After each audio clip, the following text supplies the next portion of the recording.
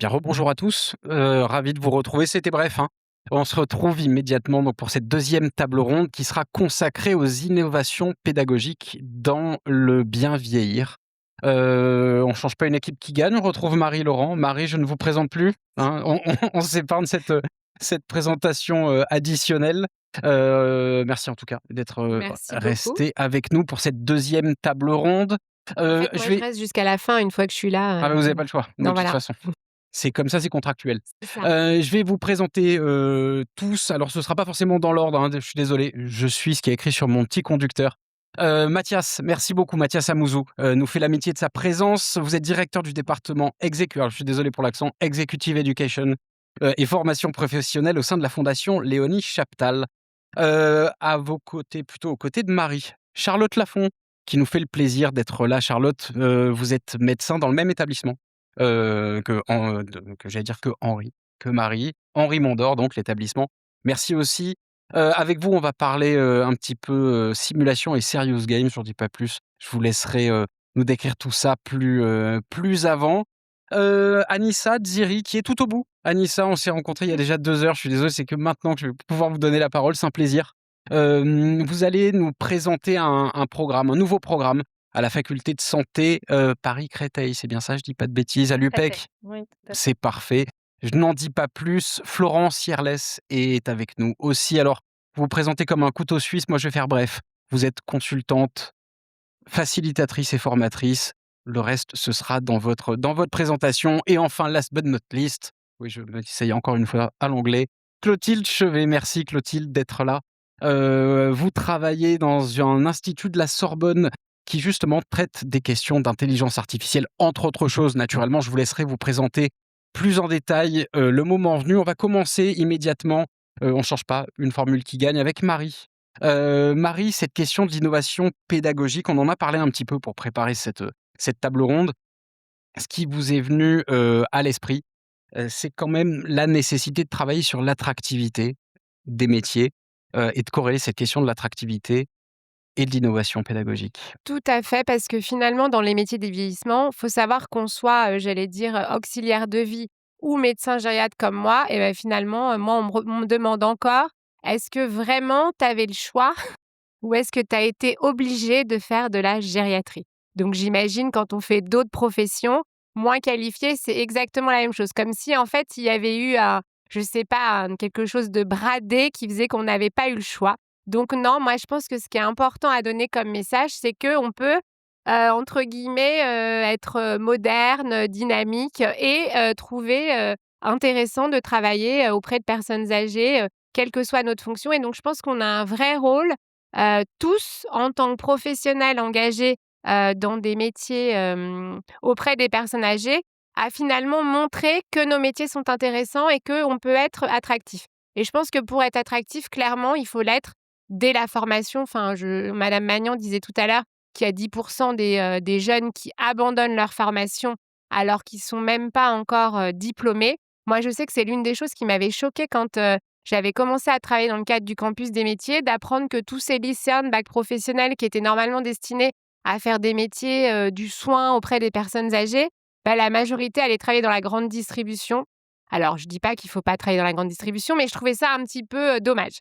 Donc je pense que le vrai enjeu de cet après-midi, c'est de réfléchir ensemble à comment on peut former autrement et clairement, il faut s'adapter, mais c'est à la fois s'adapter aux nouvelles générations, mais finalement à la société en général parce que dans les métiers du vieillissement, c'est pas que alors je reprends pas l'idée de qui est jeune et qui est pas jeune, mais c'est pas que, des jeunes, qui sortent entre guillemets «de l'école», c'est aussi beaucoup de personnes en reconversion et la question, c'est comment on peut être, intéressant en termes pédagogiques? Parce que clairement, le côté, du cours là, du PowerPoint qu'on entend avec quelqu'un, limite ça pourrait être de l'IA qui nous raconte le PowerPoint, ça aurait exactement le même effet. On sait en plus scientifiquement que le lendemain, on a tout oublié. Donc clairement, maintenant, ce qui est recommandé en termes de pédagogie, c'est ce qu'on appelle la pédagogie active. Active, alors est-ce que vous savez ce qu'est la pédagogie active?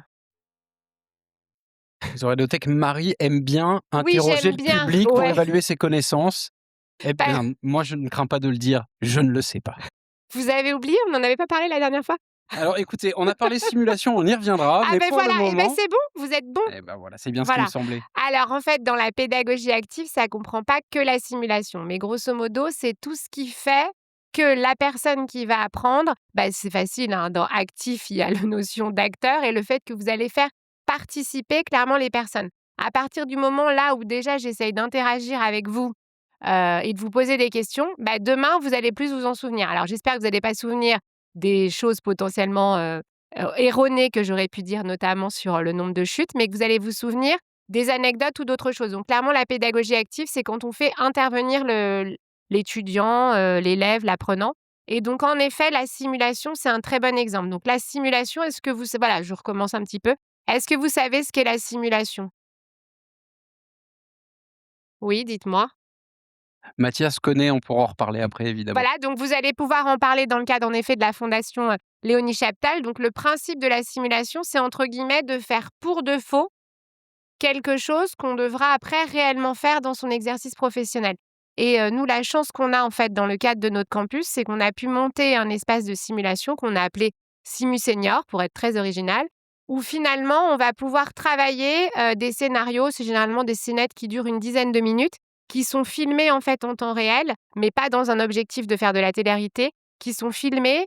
En fait, les personnes sont dans une pièce filmées comme si, ils étaient, réellement en train de faire leur exercice professionnel et on a toute une autre partie des apprenants qui regardent en fait dans une autre salle ce qui se passe et à l'issue du scénario de 10 minutes, ceux qui sont passés plus ceux qui regardent, on travaille tous ensemble. C'est ce qu'on appelle le débriefing. Oui, c'est un mot anglais, je ne sais pas, comment on pourrait redire ça en français? Et donc l'idée, c'est de réanalyser, en fait, ce qui s'est passé pour en fait, c'était beaucoup fait par, nos collègues urgentistes, voilà, sur des gestes entre guillemets «d'urgence». C'était aussi fait par l'aviation, hein, sur le principe, on pilote pas un avion, d'emblée, on fait d'abord pour de faux. Bah, ce qui est intéressant, c'est que dans le soin, enfin moi, c'est comme ça que j'étais formée, nous, on fait tout d'emblée parce qu'on est, des Wonder Woman et des, super-héros. Donc voilà, non, l'idée, c'est que maintenant les formations changent et je pense qu'il y a un intérêt. On parlait tout à l'heure des compétences, techniques, donc c'est important bien sûr qu'une infirmière sache mettre une perfusion ou qu'une auxiliaire de vie connaisse justement la méthode pour, faire un transfert pour une personne pour bien sûr pas, s'abîmer le dos et cetera. Mais il y a tout l'enjeu, on parle de personnes humaines et clairement tout ce qu'on développe nous en termes de simulation, c'est autour de tout ce qui est ce qu'on appelle des compétences non techniques, c'est-à-dire tout ce qui est notamment communication. Il faut savoir qu'à l'ère de l'IA, du fait que tout le monde a un téléphone, et ben c'est des compétences que malheureusement les gens ont perdues. Et la communication, si on prend par exemple l'exemple de la médecine, dans tout ce qui est, événement indésirable grave, c'est-à-dire qui malheureusement peut conduire à un décès du patient et cetera, c'est très rarement, une «faute» entre guillemets liée au fait qu'on a donné le mauvais médicament et cetera. C'est généralement plus, et c'est prouvé, hein, par la littérature scientifique, c'est plus une histoire d'organisation, de communication à son collègue, on ne s'est pas compris, on n'a pas bien transmis et c'est ça qui peut aller jusqu'à l'erreur. Donc il y a un vrai enjeu de travailler, sur, d'utiliser la simulation comme méthode pédagogique et pour rebondir, mais peut-être que vous alliez me poser la question sur le lien entre simulation et prévention. Je vous laisse le faire, mais Voilà. ce qui est formidable, c'est qu'elle assure même mes transitions. Je vous écoute. Non, c'est que le pauvre, la première fois, j'avais plus préparé avec lui et là, je l'ai voilà. Mais non, non, mais c'est très bien, c'est très bien. Donc je ne sais pas si vous avez retenu madame Magnan, parce qu'en plus je fais appel à votre, mémoire, à parler, de choses avec des poids qu'on aurait mis sur elle et cetera. Alors, je trouve que quand on parle de simulateur de vieillissement, je suis toujours embêtée parce que ça sous-entendrait que quand on vieillit, tous, on va avoir des problèmes au niveau des articulations, on va être sourd, aveugle et cetera. Donc non. Non, déjà parce que j'espère qu'avec ce que j'ai expliqué un peu sur la prévention, vous allez tous à votre niveau travailler pour notamment pas perdre vos muscles et avoir de la Sarcopénie, merci, merci beaucoup. très bien, beau. Il faut une troisième intervention ensemble, on va être Je serai parfaitement hyper rodés. rodé, le Et donc numéro est du coup, parfait. ces simulateurs, c'est en effet des choses à base de poids. Nous, on a fait notamment des interventions au collège, au lycée, on a même des recteurs à qui on a mis ces différents poids et l'enjeu, c'est finalement de simuler la perte musculaire notamment. On vous met en fait un espèce de plastron, au niveau du torse. Vous vous retrouvez comme ça penché complètement et en fait, ça simule le fait que vous perdiez vos muscles au niveau du dos, vos muscles au niveau de l'abdomen et ça permet clairement quand on parle de prévention et qu'on le fait même avec des collégiens, spontanément, ils ont pas envie de devenir comme ça. Donc en fait, il y a un enjeu à dire, bah, si tu continues à, travailler, enfin à faire de l'activité physique, s'il m'avait dit: «Et madame, ça veut dire qu'il faut pas fumer?» Donc je dis: «Oui, oui, bien sûr». C'était l'occasion de voilà, j'ai fait toute la prévention, alcool, tabac, drogue, qui n'avait pas forcément directement de rapport avec la perte musculaire, mais c'était l'occasion. Donc voilà, c'est juste pour dire que la simulation, ça peut être aussi utilisé comme un objet finalement de prévention, donc pour se dire: «Bah, j'ai pas envie d'avoir, une perte musculaire» et cetera. Ça, c'est la première chose. Mais aussi, on n'en a pas parlé, aujourd'hui, pour lutter un peu, contre l'agisme. C'est vrai que si on nous met, des poids, on nous bloque les genoux, on nous bloque les chevilles, on nous met, des lunettes pour qu'on voit moins bien et cetera, beh, c'est vrai qu'on se rend peut-être un peu plus compte que, alors là, je vais prendre mon rôle en tant que médecin, mais c'est valable quelle que soit la profession, que peut-être que la patiente à qui on dit: «Bah, vite là, je suis pressée» entre guillemets, c'est exactement ce que disait madame Magnan, «Je suis pressée, levez-vous parce que bon, j'ai un patient après» et ben c'est vrai que quand on se met un petit peu à sa place en se disant: «Bah, elle a du mal à se mobiliser» et cetera, ça crée probablement un peu plus, d'empathie et je pense qu'on en a tous, besoin. Donc voilà, c'est déjà pas mal. Bah, merci beaucoup pour ces explications. Je pense que Mathias qui est là Voilà, a va dû être faire un sensible lien. à et c'est très bien. Vous encore une fois, vous assurez les transitions et c'est parfait. Oui, la question de la simulation, on en a parlé ensemble quand on préparait votre intervention. Vous avez, résumé ça de manière assez laconique quand vous nous avez dit ce que vous faisiez au sein de la fondation. On va revenir naturellement sur le travail de la fondation, mais vous m'avez dit une chose en matière de simulation, moins de blabla, plus de concret. Voilà, en gros, c'est ça le principe. Exactement. Je vous laisse nous présenter déjà le travail que vous faites au sein de la fondation, ce que fait la fondation. Oui. Tout d'abord, je me permets un avant-propos pour, rejoindre, ce qui a été dit par, le docteur, Marie Laurent. C'est vrai que alors j'ai une casquette d'ancien directeur de maison de retraite. C'est vrai que la gériatrie, c'est pas la discipline la plus sexy.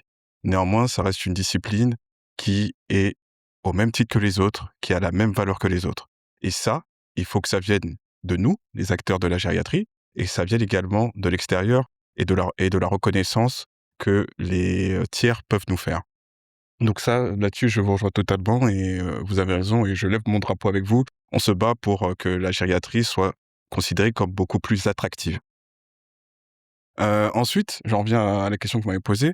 Au sein de la fondation Léonie Chaptal, on a diverses activités, diverses actions. Est-ce que vous voulez que je passe direct par la partie simulation? On peut parler directement de Oui, formation. Après, on aura peut-être tout le loisir, dans un second temps, très de bien. parler du reste des activités, mais on peut se concentrer effectivement sur la formation. OK. Heu, L'été dernier, on a eu la chance d'avoir, la naissance d'un nouveau bâtiment qu'on appelle le SimLab, qui nous met à disposition 6 espaces de simulation. Ça veut dire qu'à la Fondation Léonie Chaptal, on est en capacité de reconstituer un milieu hospitalier, un milieu médico-social, le domicile d'une personne.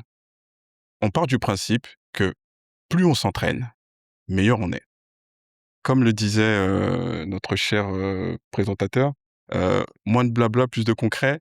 Heu, Ce qu'on souhaite au fait, c'est réduire la modalité PowerPoint et que, les apprenants soient davantage dans la pédagogie active. La simulation, en fait, c'est une pédagogie active. La simulation, elle permet beaucoup plus d'erreurs que sur le terrain. Sur le terrain, ça peut être fatal. Donc la simulation, ça permet également, aux apprenants de travailler des situations complexes. Pourquoi? Parce que sur les terrains professionnels ou sur les terrains de stage, en fonction de la position qu'on a, on n'est pas toujours exposé à ces situations complexes-là.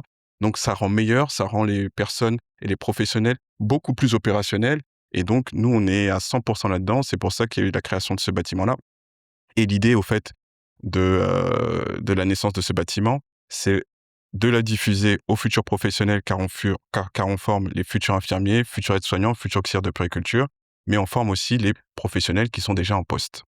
Alors juste une question pour qu'on comprenne bien, concrètement, justement, à quoi ça ressemble cet espace de simulation? On va trouver quoi dans cet espace? C'est des chambres? C'est quoi précisément? Alors, ce sont des espaces, scindés en 2, où vous avez la partie, simulation active et vous avez un espace plus petit, qu'on va appeler l'espace de débriefing. La simulation doit toujours se faire avec cette séquence de débriefing.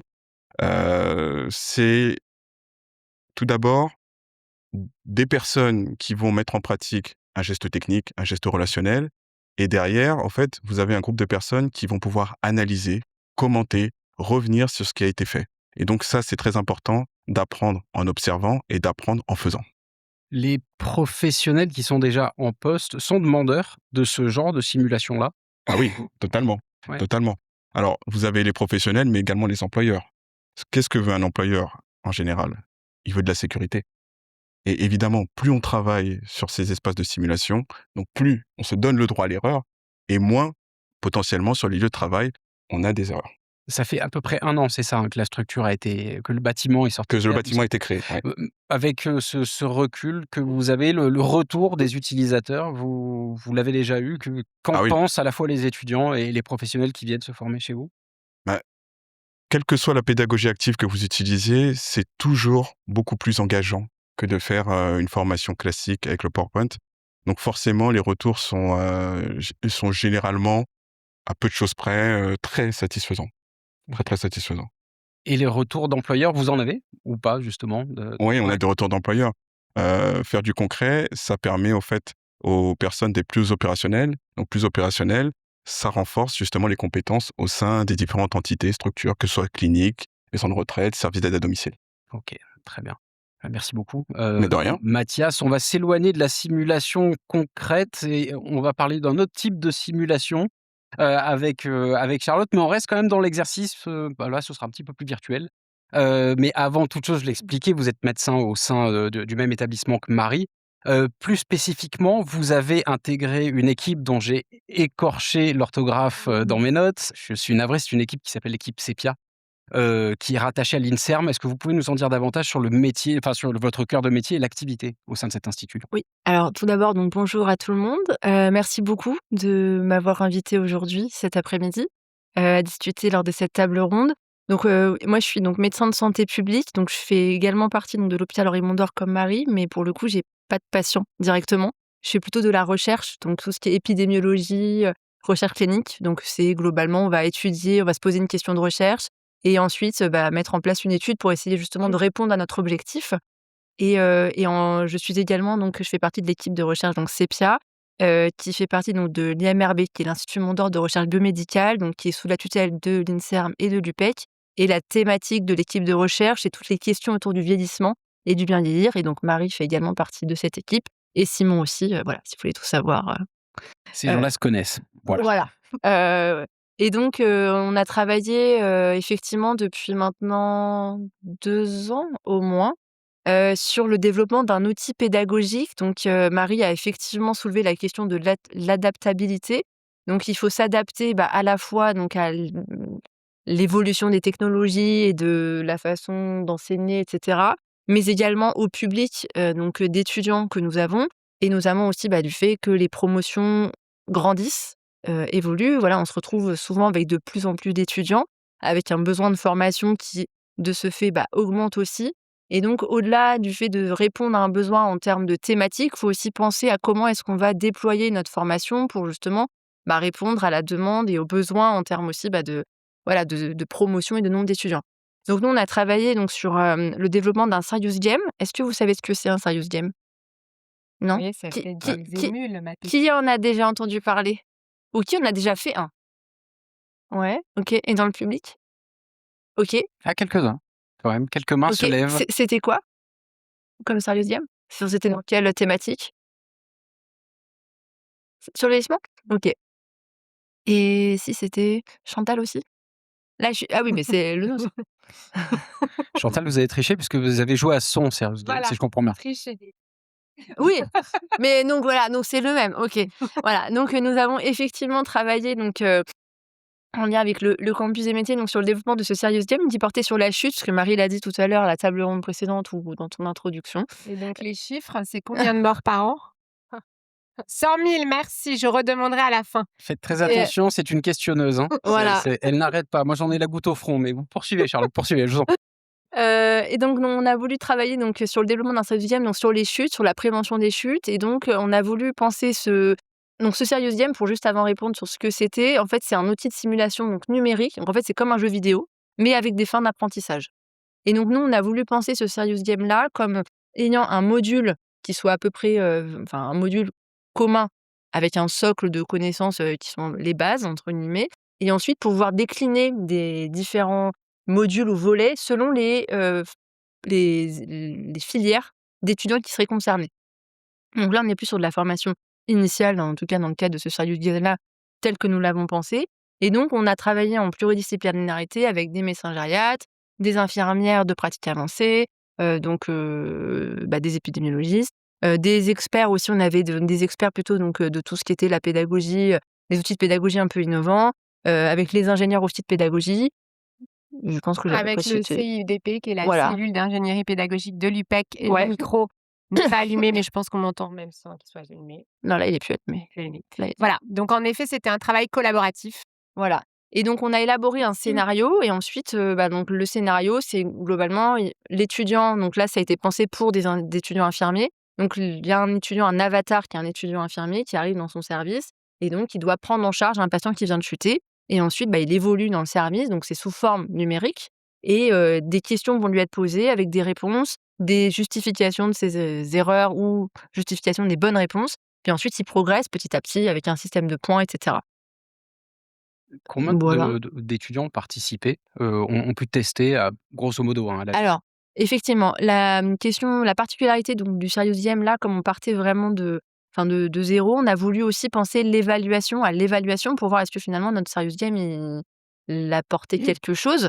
Et donc là, c'est l'autre volet qui est très important et je pense assez compliqué à penser, à concevoir, c'est en termes d'évaluation et de savoir déjà ce qu'on veut évaluer, quels sont nos objectifs. Donc ça, c'est la première question qui est difficile, je trouve qui prend beaucoup de temps, à formuler, à formaliser. Et donc nous, dans notre cas, on a évalué sur vraiment l'acquisition de connaissances, donc on a posé des questions. Donc ce qui s'est passé, c'est que donc on a, proposé en fait, on a fait ce qu'on appelle un essai clinique. Ça vous parle, un essai clinique? Ouais? OK. Donc globalement, ce qu'on a proposé de faire, c'est que tous les étudiants, donc c'est les 8 IFSI partenaires de Mmh. l'UPEC qui étaient donc en lien avec le calendrier universitaire. Il y a une des étudiantes d'une autre IFSI qui avait bêta testé le scénario, au tout début. Et donc en fait, les étudiants ont répondu à un questionnaire donc au début, sans avoir eu l'outil, sur des questions sur les chutes, etc. Ensuite, ils ont suivi tous une formation commune dans le cadre de leur formation. Puis, on a tiré au sort pour pouvoir faire en sorte que certains étudiants reçoivent le Serious Game, d'autres pas, et qu'ils continuent leur révision. Et donc, certains ont eu accès à cet outil-là pour réviser, d'autres non. Et à la fin, on leur a posé le même questionnaire qu'au départ pour voir s'il y avait eu un gain de points en termes de connaissances. Donc, on a comparé entre les groupes en prenant en compte, bien sûr, le niveau d'où ils partaient. Voilà. Donc, après, bon, donc là, au départ, on a eu 500 étudiants qui ont participé au pré-test, donc au test initial. Puis après, bon, on a perdu quelques étudiants en cours de route, mais on en avait quand même quasiment 200. C'était au post-test immédiat. Et ensuite, bon, là, par contre, où ça a été plus compliqué, c'est qu'on a voulu voir un peu plus tard. Donc, et en l'occurrence, ça tombait au mois de septembre, en se disant qu'est-ce qu'on avait gardé. Et là, bon, il n'y a pas eu beaucoup de réponses. Donc, c'est aussi un peu la difficulté quand on veut développer un outil et qu'on veut l'évaluer, c'est essayer de capter les étudiants tout au long et d'essayer de les garder motivés. C'est tout un enjeu. Et malgré tout, est-ce que cette Et évaluation, elle malgré a tout, donné des résultats, oui, alors on a eu quelques résultats. Donc nous, sur le questionnaire, c'était un questionnaire sur 20 points. Et donc oui, on a vu une amélioration des connaissances sur ce questionnaire-là, avec un gain en faveur donc Mmh. du groupe qui avait reçu l'intervention. Et on avait aussi ajouté un item sur le fait de se sentir plus en confiance en soi quand on prend en charge un patient qui vient de chuter. Et donc là, c'est vrai aussi il y a eu un résultat positif. Donc c'était plutôt encourageant.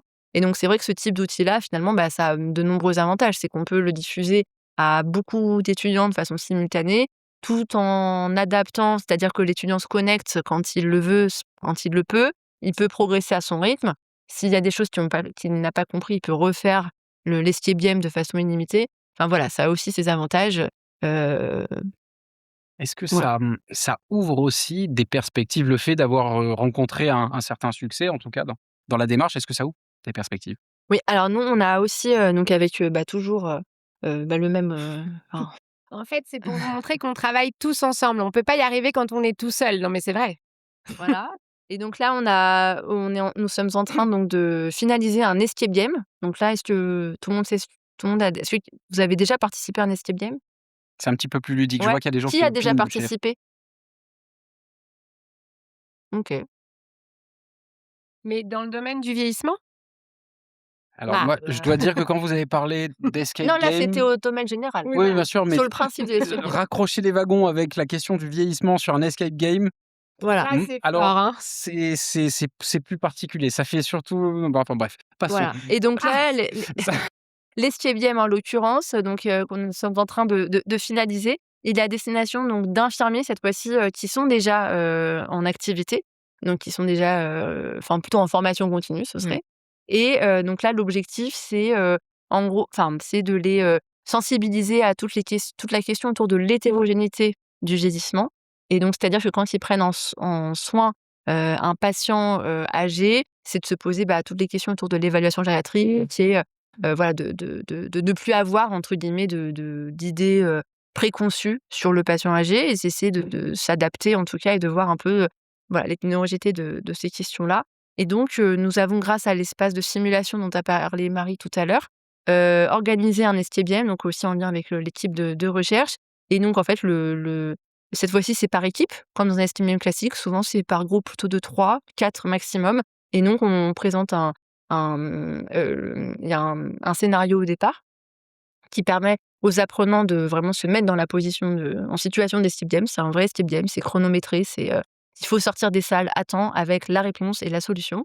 Et donc globalement, ils peuvent évoluer dans plusieurs salles avec, une chambre d'hospitalisation, l'appartement et un box de consultation, et répondre à des énigmes autour du vieillissement et de l'évaluation gériatrique. bah, merci J'ai beaucoup. essayé de On faire. va, c'était très clair, ça a l'air plutôt ludique, je sais pas, peut-être Oui, que c'est je passerai vous ludique. voir pour tester. Oui, Ça a avec l'air plaisir. amusant. Avec plaisir, on vous invite. Mais avec grand plaisir. Alors ça, ce dont on va parler maintenant, ça va être un tout petit peu plus classique, un peu moins ludique. Anissa, je me tourne, vers vous. Par contre, ça va être tout aussi constructif, naturellement. Je vous ai présenté très brièvement tout à l'heure, j'ai oublié d'ajouter quelques détails. Vous êtes chef de projet et chaire trajectoire et vie et gradué de programme à l'université Paris-Est Créteil. Et il se trouve que votre casquette de chef de projet vous conduit à élaborer en ce moment même un nouveau programme de master, de niveau master, si je dis pas de bêtises, dont j'aimerais qu'on puisse parler. J'insiste là-dessus. Il est en cours d'élaboration. Normalement, je crois qu'il sera prévu, si tout se passe bien, pour la rentrée prochaine. Est-ce que vous pouvez nous en dire quelques mots? Très bien, merci. C'est terminé, oui. Bonjour à toutes et à tous, merci pour cette invitation. Donc, je suis Anissa Ziri, donc chef de projet trajectoire de vie et le diplôme universitaire live, ce qui porte sur le vieillissement, transition de parcours de vie et vulnérabilité à l'université Paris-Est Créteil, plus précisément à la faculté de santé. Donc effectivement, donc j'ai été, avec les équipes, et les composantes de l'université, pour, mettre en place ce diplôme universitaire, que nous voulons aussi donner le label de Graduate Programme. Peut-être que je dirais, si j'ai le temps, je développerai le pourquoi de ce label, qui a récemment, eu l'approbation de l'université, juste le mois d'avril. Et donc le but est, de comprendre et d'étudier donc les enjeux, qu'ils soient sanitaires, scientifiques, sociaux, politiques et aussi, technologiques, liés au vieillissement, et tout ça dans une approche trans et interdisciplinaire. Donc on a vraiment, avec les équipes, hein, bien sûr, on a vraiment voulu, et l'appui bien sûr du CMQ, du campus, des métiers et des qualifications, et puis avec, plusieurs, composantes, parce que c'est un diplôme, c'est une formation qui est multicomposante, du fait du caractère de l'interdisciplinarité de cette formation. Donc il y a l'étude de le cœur, le sujet, phare est bien entendu le vieillissement, mais qui est étudié selon différentes approches. Donc il y a bien sûr la biologie de la sénescence, d'un point de vue scientifique, médical, biologie de la sénescence. Tout ce qui est, sciences sociales, inégalité sociale et vulnérabilité, et tout ce qui était, approche géopolitique liée aux migrations et décisions bien sûr des politiques, publiques, et aussi tout l'aspect innovation et technologie, et tout ce que, enfin te ce le vieillissement génère autour des nouveaux métiers, des nouveaux besoins, comme les collègues l'ont bien précisé, en termes d'innovation et intelligence artificielle.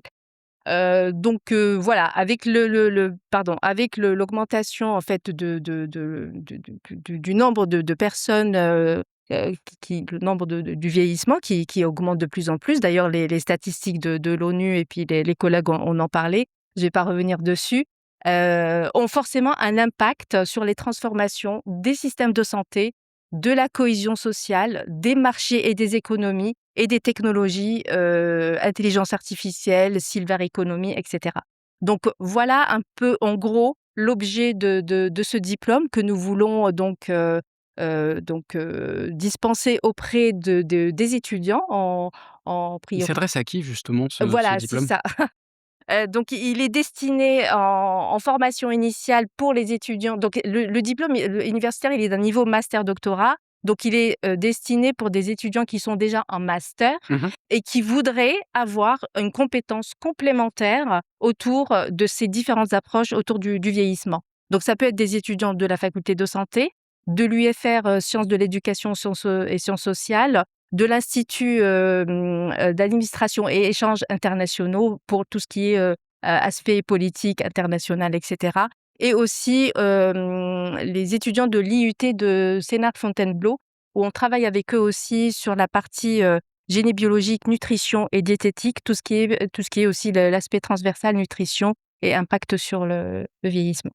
Non, c'est relativement complet. Très bonne présentation, merci Et voilà, beaucoup. je vous en Le prie. un des aspects, innovants, on l'a effleuré un petit peu, hein, tout à l'heure, la nécessité d'avoir des pédagogies nouvelles. Quand on préparait votre intervention, vous m'avez expliqué que ce master-là, ce serait un master qui fait beaucoup appel aux ressources du distanciel, aux outils numériques. C'est bien ça, je dis pas de bêtises?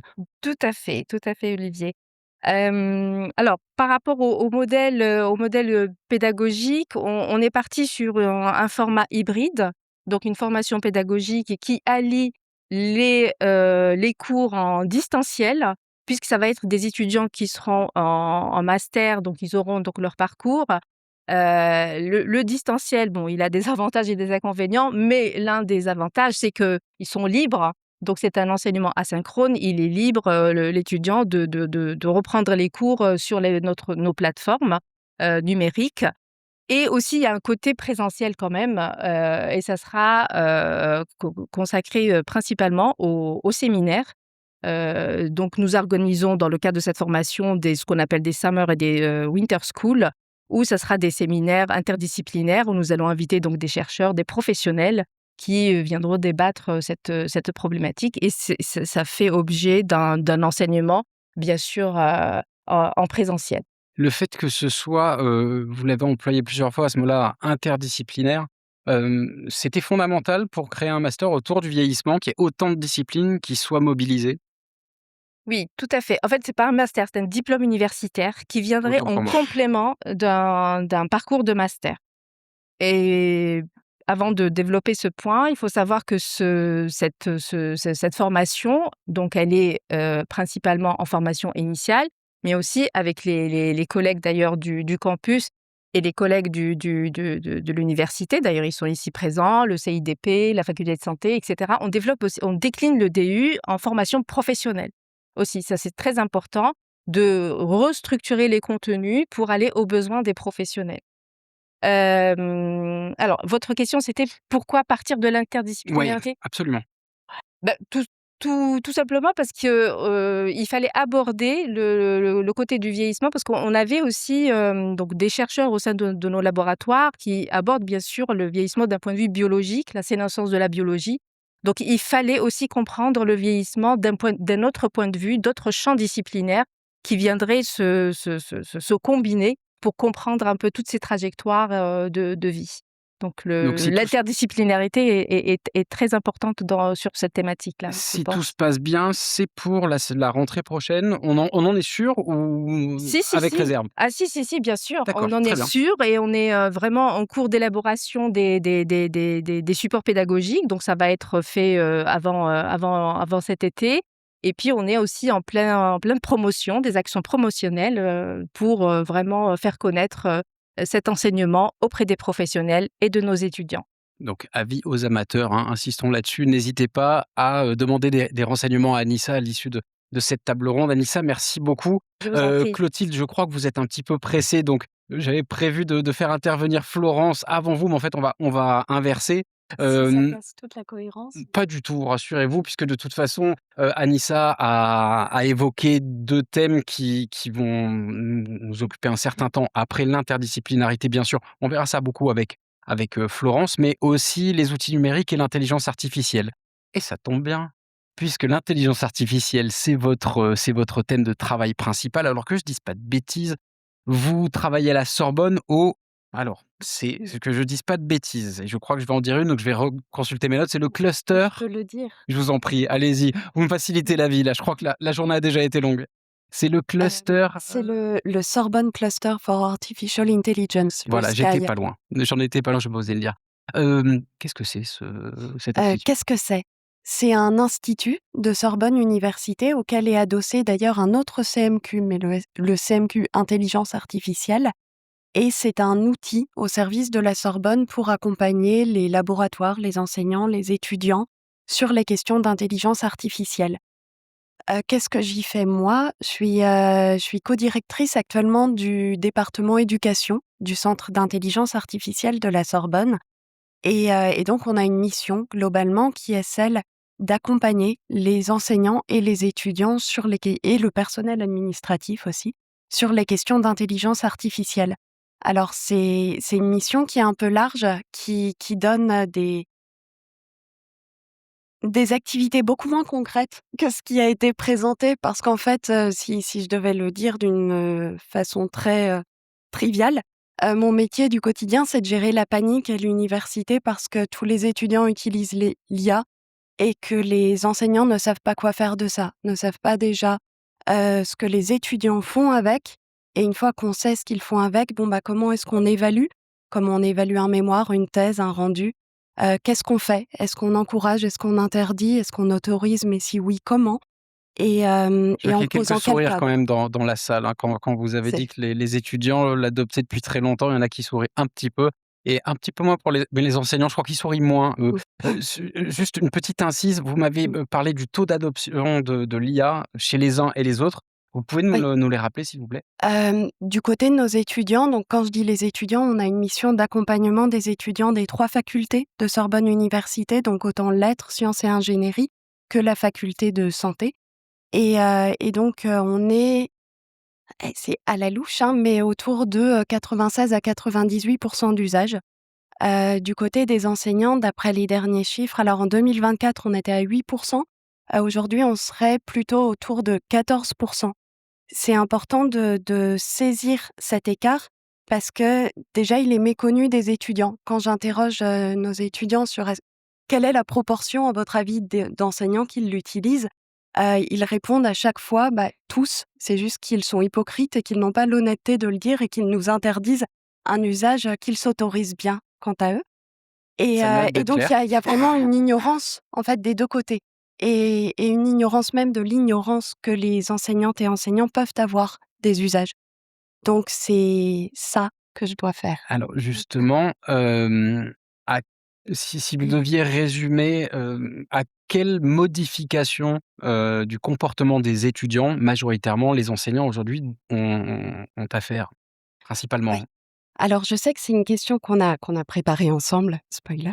Ah voilà. Et Tous en mes fait, secrets sont révélés, c'est dramatique. c'est Moi qui terrible, pensais c'est que j'étais d'une terrible. spontanéité absolue, ah bah voilà. Mais en fait, justement, je vais être très spontanée parce qu'en y réfléchissant en lisant mes notes, je me suis dit qu'il y avait beaucoup plus que ce qu'on s'était dit au téléphone. Ah Donc bah la n'hésitez pas. spontanéité est totale. Hem, c'est évidemment l'usage de l'IA, mais qui s'accompagne de plein d'autres choses. En fait, on disait rendre attractives les formations dans un certain domaine, mais déjà un des comportements auxquels les enseignants font face aujourd'hui, c'est juste l'absentéisme, avec des phénomènes aussi de phobie scolaire, de phobie sociale en très, très forte augmentation, qui vont être compensés dans une certaine mesure par l'usage d'outils d'IA. Donc c'est déjà bon, l'usage de ces outils pour travailler, pour apprendre et j'insiste là-dessus, hein, il y a une focalisation très forte sur la triche. Non, les étudiants l'utilisent aussi et je dis aussi parce que la triche existe, pour apprendre. Mais, mais donc on a déjà ces comportements, ces évolutions des modes d'apprentissage, des modes d'écriture, des modes d'écoute aussi, mais aussi une évolution des capacités d'attention auxquelles on est obligé de faire nous-mêmes attention. Et en fait, le but du pôle éducation, et en particulier de la partie dont je m'occupe moi, c'est de saisir toutes ces évolutions des comportements étudiants dans l'apprentissage et d'accompagner les enseignants pour justement proposer des innovations pédagogiques pour déjà redonner du sens aux cours en présentiel et accompagner les usages de l'IA au maximum puisqu'ils sont là. En fait, il y a quelque chose où je suis, je suis formellement contre l'interdiction totale, hein, vous vous en douterez. Non pas parce que je pense que l'IA est merveilleuse, mais parce que je vois qu'elle est là et qu'un des objectifs, c'est de ne pas désespérer en se disant qu'est-ce qu'on fait. Donc, Bah, justement, voilà, c'est bien. Vous me tendez une perche que je m'empresse de saisir. Qu'est-ce que vous faites concrètement pour essayer à la fois d'aider les étudiants, les enseignants, peut-être éventuellement de créer des ponts entre eux? Et ce qu'on fait, c'est en partie, on essaye de mettre ça en place là depuis 1 an, des ateliers de médiation entre enseignants et étudiants autour de la question de l'intelligence artificielle. Donc c'est des formations communes sur ce que c'est pour qu'il y ait déjà un bon usage partagé. Le bon usage, c'est un peu facile à dire, hein, on le cherche, on tâtonne encore, mais en tout cas pour qu'il y ait un usage, à minima responsable. On parlait de la question des données tout à l'heure, elle est absolument centrale, notamment à la faculté de santé, effectivement.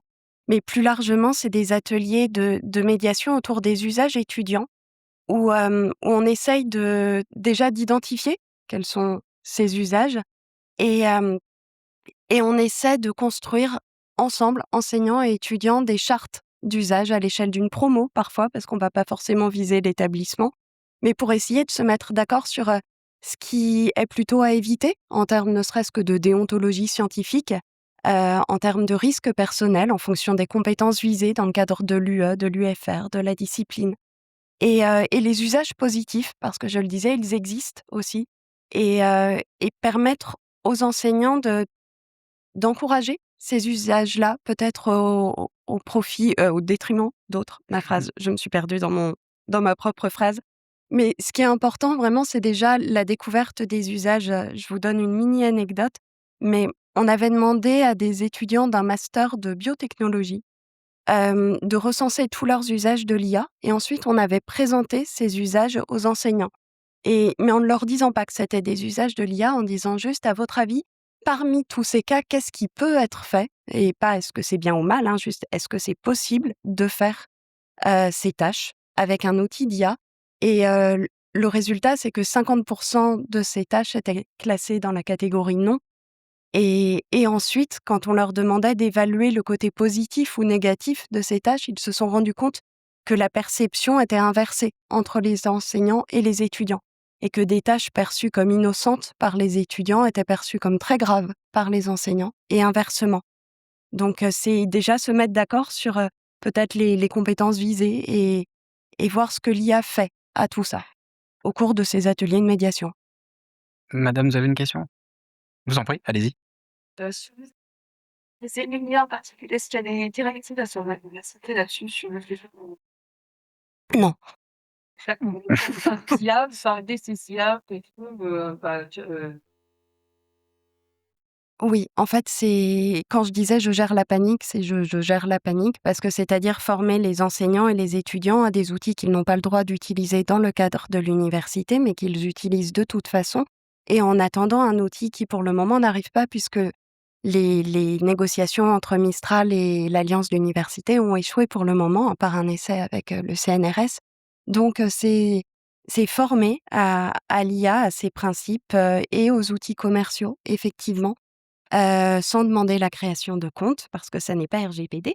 Mais donc c'est accompagner un changement en attendant d'avoir un cadre et des outils, cadre, que l'on est en train de rédiger parce que c'est une des conditions, en fait, c'est déjà avoir un cadre partagé en termes de risques, de bonnes pratiques et de valeurs aussi. Donc c'est ce cadre qu'on essaie de poser. Vous l'avez dit, vous gérez la panique, on va essayer Mmh. de voir le verre à moitié plein. vous avez évoqué le fait qu'il y avait quand même des choses positives d'un point de vue pédagogique qui ressortaient notamment des ateliers que vous avez pu mettre en place. Je crois que vous avez évoqué, m'arrêtez si je me trompe, le cas de podcasts, qui sont en cours d'élaboration, peut-être même déjà là. Peut-être vous pourriez nous en toucher le mot? Oui, sur les usages positifs, mais en fait, c'est presque j'apporterai rien là-dessus parce que, il y a l'IA, par exemple, dans des outils de simulation, évidemment, par exemple, pour s'entraîner dans les interactions pour les futurs soignants. Donc là, on a l'IA, on utilise, il y a un projet en ce moment à la faculté de santé de création de podcasts pour les étudiants sur la base des PDF de cours, mais qui transforme ces PDF en conversation, en fait, sur le mode un petit peu journalistique, Mmh. hein, voilà, sans vouloir vous Excellent effrayer. exemple, Et, hem très et ça efficace. fait partie des exemples qui sont assez appréciés, en fait, par les étudiants et qui se qui essayent de suivre au plus près leurs habitudes en ce moment de consommation de contenu aussi, pour essayer de les ramener vers nous. Donc, la création de podcasts, la le des chatbots également, hein, parce qu'on se rend compte, tout simplement que le mode conversationnel est plus stimulant. Donc on parlait des capacités d'attention tout à l'heure. Apprendre en discutant, on se rend compte, que c'est quelque chose qui marche bien, notamment pour la compréhension. On parlait des limites en termes de rétention d'informations. Effectivement, il y a des limites, mais par contre sur la compréhension de notions, en les travaillant sur le plan conversationnel, c'est des usages qui ont l'air en ce moment assez positifs. Sans parler des questions d'accessibilité où là, l'IA est centrale à l'université. Clotilde, merci beaucoup. Il va malheureusement, on est un peu pris par le temps. Il va falloir qu'on poursuive, nos interventions. Peut-être que si vous avez encore quelques minutes à nous accorder après, vous aurez la possibilité de répondre à 1 ou 2 questions, mais c'est pas sûr. Je vais donner la parole à notre dernière intervenante, Florence Irles, merci. Les 2 dernières questions qu'on a abordées, que ce soit celle de l'interdisciplinarité ou celle de l'intelligence artificielle, sont des questions que vous avez l'habitude de, j'allais dire, de malaxer et de soulever, voire d'utiliser d'un point de vue strictement méthodologique. Commençons déjà par dire d'où vous parlez. Je l'ai dit, vous êtes consultante, formatrice et facilitatrice. Peut-être un mot déjà sur ce profil de couteau suisse comme vous le dites? Oui, merci de me recevoir. Moi, j'ai plus de 20 ans d'expérience en accompagnement au changement et j'ai commencé notamment, de l'autre côté du miroir, en entreprise ou pour, des acteurs publics ou des agences et à la fin des années 2010, j'ai ressenti que pour répondre à ce monde qui change, à ce monde qui devenait de plus en plus complexe, plus difficile à lire aussi, beaucoup moins lisible, et dans lequel des couches de complexité se sont rajoutées, et notamment liées à la technologie d'ailleurs, mais pas que, heu, au changement induit par le dérèglement climatique, à l'évolution de certains modèles, démocratiques et cetera. J'ai eu besoin, moi, de justement passer de l'autre côté du miroir et de pouvoir faire les choses à ma façon. Et donc, j'ai monté mon activité autour de 3 principes. C'est décrypter aujourd'hui, naviguer dans la complexité et préparer demain. Et donc pour ça, j'accompagne tout type d'acteurs, d'actrices, publics, privés, associatifs aussi et hem et j'interviens notamment, par le biais de l'Institut, des futurs, souhaitables, hem et qui ont été, précisés désirables aussi tout à l'heure quand on a échangé. L'Institut est une école de la réinvention. Donc l'idée, c'est d'aider à réinventer de nouveaux modèles et notamment en rassemblant dans leur formation, des gens venus de tous horizons, même des artistes, des chefs d'entreprise, des patrons, patronnes RSE, des gens justement pour les former à la prospective, aux enjeux, d'aujourd'hui, et de demain, au biomimétisme, territorial notamment, à l'IA aussi. Et en fait, ensemble, on répond à des besoins qui, on a en face beaucoup de managers, mais aussi j'interviens aussi, auprès d'étudiants qui n'arrivent plus à sentir cet air du temps et surtout à le lire, à le décrypter. Et donc, moi aujourd'hui, j'ai 4 principales casquettes qui, je pense, répondent aux besoins de ces gens-là. Heu, donc vous l'avez évoqué, je suis, consultante et facilitatrice et notamment pour aider, les organisations, à faire évoluer leur vision. Donc on pose un horizon comme on l'a fait avec l'équipe, d'Égalicaire. On pose un horizon, heu, plus ou moins lointain et on construit la stratégie pour relier, cette vision, à aujourd'hui. Et donc ça peut mener à des plans stratégiques, des plans de transformation, des plans d'action, des expérimentations aussi. Il a été beaucoup question d'expérimentation et j'y crois beaucoup. Donc ça, c'est vraiment un besoin qu'on ressent de plus en plus fort de la part, de tous les acteurs, actrices et notamment, de l'apprentissage et de la formation. Et puis, il y a aussi quelque chose qui est assez présent et notamment sur, la partie, consulting et formation. Je forme beaucoup à l'intelligence collective et j'y reviendrai un peu, sur la troisième partie du sujet, mais, je vois l'intelligence collective comme un formidable facteur de résilience, de créativité, mais aussi, comme un vrai créateur d'élan. Et puis, j'ai aussi une casquette, de formatrice beaucoup auprès des étudiants et des, donc étudiants plutôt post-bac et des top managers sur tout ce qui est innovation, IA et business responsable. Et ça aussi, ça répond à un gros besoin, de l'époque. Et puis, sur, la partie, conférencière, je suis intervenue, notamment dans une table ronde à la BPI. J'ai facilité aussi, 2 tables rondes au Green Awards Deauville Festival sur les nouveaux récits, comment créer des nouveaux récits, sur l'entreprise de demain aussi. Donc on voit bien qu'il y a des choses qui poussent, et comme on le dit, à l'institut, on préfère, plutôt que d'écouter, l'arbre qui tombe, écouter la forêt qui pousse. Et donc, il y a notamment, lié à mon profil très digital, hein, parce qu'avant de basculer indépendante, il y a 8 ans, j'ai beaucoup été dans le domaine de l'innovation. Et ce qui me dérangeait aussi profondément, c'est que, le digital était devenu une fin en soi. Et c'est aussi pour ça que j'ai un peu fui cette étiquette qui me collait à la peau, que j'ai vraiment voulu accompagner les transformations. Et donc, cette ce passage au revoir. Merci Ce beaucoup, passage Clotilde. justement et c'est, l'idée, c'est Pardon. d'en venir aussi justement au sujet de l'hybridation et de l'interdisciplinarité. Parce que pour vous, quand on en discutait, en termes d'innovation pédagogique, pour vous, c'est vraiment c'est central, c'est le nerf de la guerre, quoi, cette Oui, interdisciplinarité. Peut-être expliquer pourquoi, justement? oui, alors pour moi, il y a d'autres leviers, mais en tout cas, ces 2-là sont réellement clés. D'ailleurs, je vous invite, j'ai découvert cet ouvrage, il y a 3-4 ans, il est sorti assez récemment, qui s'appelle Tous centaures, éloge de l'hybridation. Et j'étais ravie, de voir que ça confirmait les travaux de recherche que j'avais menés déjà depuis pas mal d'années. Et donc dedans, Gabriel Alpern part d'un postulat qui pour moi est clé, c'est qu'on vit une crise de la réalité. On ne sait plus ce qui est réel ou non. Les prises de parole, sans vergogne pour dire tout et n'importe quoi sur les réseaux sociaux, la dissolution de la parole politique au profit, de la parole des influenceurs et cetera. En gros, on vit une vraie crise de la réalité, sur le plan collectif, mais aussi sur le plan individuel. Et donc moi, lors de mes recherches, quand j'ai voulu justement passer, indépendante, freelance, je me suis, penchée sur cet énorme puzzle. Alors évidemment, ça répondait aussi à des choses que j'aimais déjà faire avant. Donc, je me suis musclée sur, tout ce qui était sociologie, mais ça faisait déjà 20 ans que je faisais de la socio des organisations. Je me suis musclée sur tout ce qui était biomimétisme, qui est l'ingénierie du vivant, au service, de comment créer autrement, créer plus sobre ou avoir des modèles bio-organisés qui s'inspirent de l'intelligence du vivant. Je me suis, musclée sur d'autres sciences, les sciences cognitives, sur un certain nombre de choses. Et en fait, pour vous donner un exemple très concret, puisqu'on est là aussi pour parler de formation, d'apprentissage, la semaine dernière, par exemple, c'est quelque chose que je fais depuis 7 ans déjà. Donc je suis intervenue dans une école, post-bac et notamment une école digitale, qui s'appelle Les Frais et qui est en partenariat avec, Panthéon-Assas. Et donc, je menais une, XP Learning Week, donc une semaine, d'apprentissage par la pédagogie active.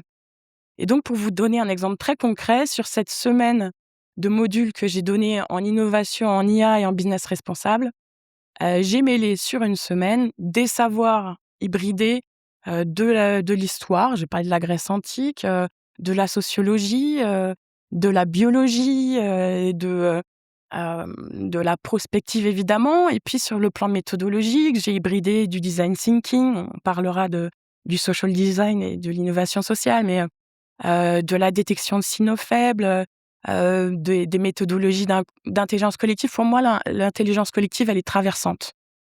Notamment si on parle de trouver des solutions et de la créativité, pour moi, c'est à tous les étages, du manager, du top manager, au terrain. Et donc voilà, donc pendant cette semaine, mes étudiantes, je les ai fait travailler en groupe pour sortir des innovations responsables, donc soit environnementales et ou sociales.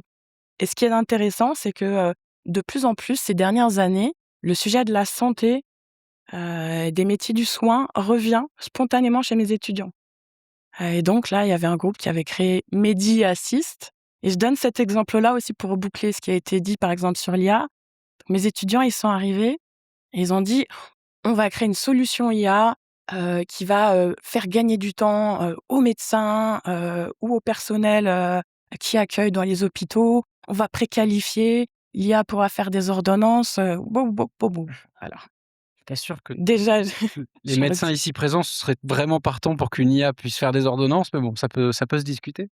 bah, ce genre de problématique demande beaucoup plus d'accompagnement justement et heureusement que moi je forme, des top managers et des étudiants à l'IA raisonnée parce que justement c'est des discussions, on parlait d'interdisciplinarité. Aujourd'hui, mon métier, je pourrais pas le faire si j'avais pas quand même un vernis très costaud et que tous les jours, j'échangeais pas avec des dirigeants, des dirigeantes pour leur expliquer les fondamentaux de l'IA, qu'est-ce que c'est, quelle est la logique, sans technicité. Mais quand on soulève le capot, en réalité, la logique, qu'est-ce que c'est?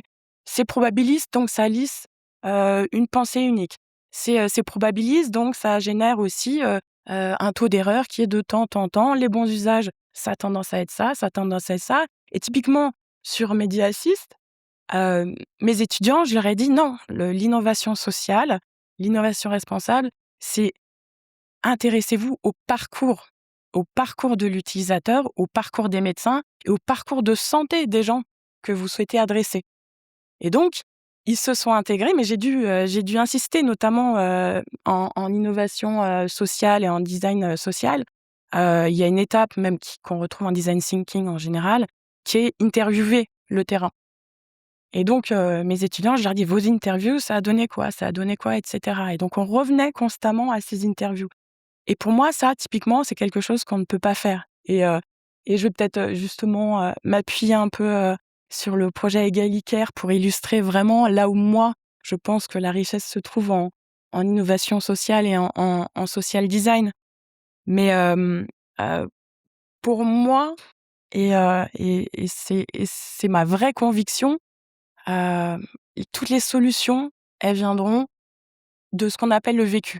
On dit beaucoup: «Les solutions viennent du terrain». Oui, mais ça dépend. Parce que, par exemple, sur les soignants et les soignantes, dans le sein du projet Egalicaire, ce qu'on considère le terrain, c'est intuitivement, les aides-soignantes, les infirmières, les aides à domicile et cetera et Alors, cetera. je vous interromps Florence, il faudrait peut-être situer ce que c'est ce projet Egalicaire au sein duquel évidemment dont voilà le CMQ est partie prenante de ce projet. Qu'est-ce que c'est? Oui, Egalicaire précisément? Egalicaire, c'est un projet qui vise à repenser, heu, les imaginaires collectifs et la désirabilité des métiers du soin. Donc vraiment des métiers du soin au sens large, au sens le plus granulaire possible. Dans un horizon, temporel, situé? Exactement.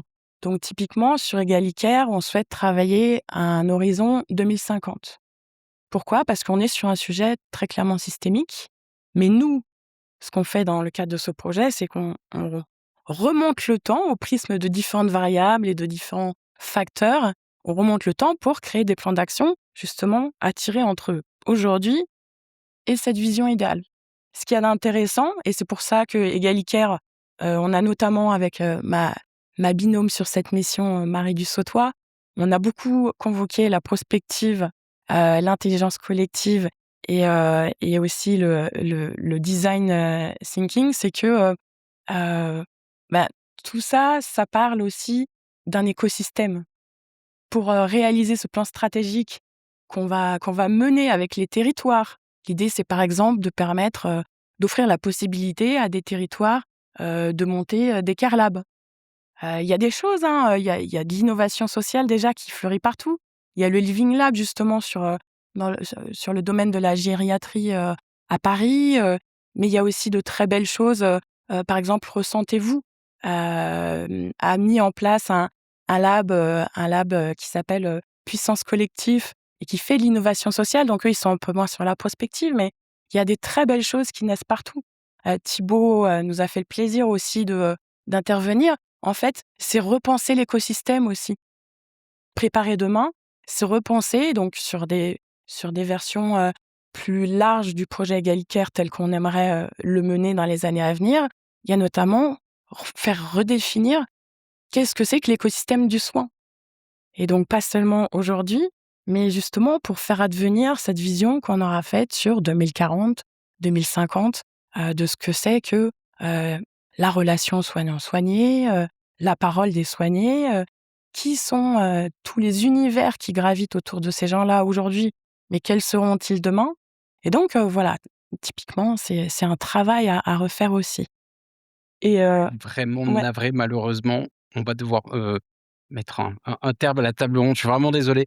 C'était très intéressant, mais le temps file, on a pris beaucoup de retard en ouverture. Il va falloir qu'on s'arrête là. En tout cas, les questions que vous avez soulevées, bah, je pense que tout le monde se les pose encore aujourd'hui. À travers, un projet comme Egalicaire, vous essayez d'apporter des réponses de la même manière que, Marie, Charlotte et d'autres ouais. essayent d'en apporter à travers des travaux de simulation, des nouveaux programmes, qui sont lancés à l'université. On s'est bien rendu Et si je peux me permettre juste une phrase de conclusion, parce que je pense que c'est apparu en filigrane dans beaucoup d'interventions de cet après-midi. Moi, je pense que l'ère de la singularité est cruciale à reconnaître. Et notamment, on parle de l'IA, ça lisse. Moi, je crois beaucoup à l'IA en innovation responsable. Il y a des usages incroyables. Mais c'est l'ère de la singularité et de l'élan collectif. Et pour ça, il faut aussi identifier les élans vitaux individuels et ceux des organisations et ceux de la société. Je voulais juste conclure là-dessus parce que pour moi, les vraies solutions de transition, elles viendront de la pensée marginale, de la créativité collective et notamment de l'intergénérationnel aussi. J'y crois beaucoup. Merci Merci. beaucoup. Merci à tous et à toutes. On peut vous applaudir chaleureusement d'avoir participé à cette table ronde. Merci pour vos apports à tous. Merci aussi à vous de nous avoir suivis tout au long de cet après-midi. Merci aux équipes de la Cité, aux équipes techniques qui nous ont aidés tout au long de cet après-midi. Un grand merci. Salut, salut. Un grand merci également à Chantal Artignan, ici présente, qui était la cheville ouvrière quand même de ces rencontres. Donc je lui adresse un salut et un remerciement plein et entier. Merci à vous, Chantal, pour l'organisation de cet événement. À Marie, naturellement.